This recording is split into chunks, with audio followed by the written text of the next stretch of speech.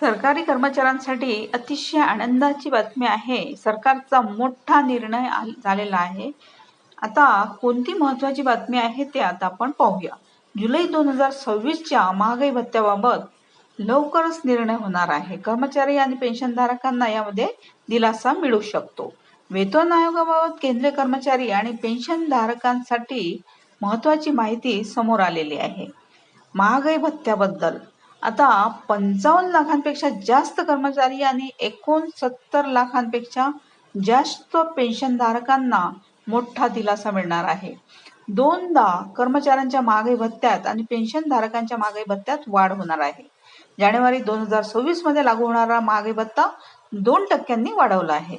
एकूण 60% करण्यात आला होता. ही घोषणा 18 एप्रिल 2026 मध्ये अधिकृतपणे जाहीर करण्यात आली. आता वर्षाच्या दुसऱ्या सहामाहीसाठी म्हणजे जुलै ते डिसेंबरच्या कालावधीतला महागाई भत्ता सप्टेंबरमध्ये जाहीर केला जाऊ शकतो.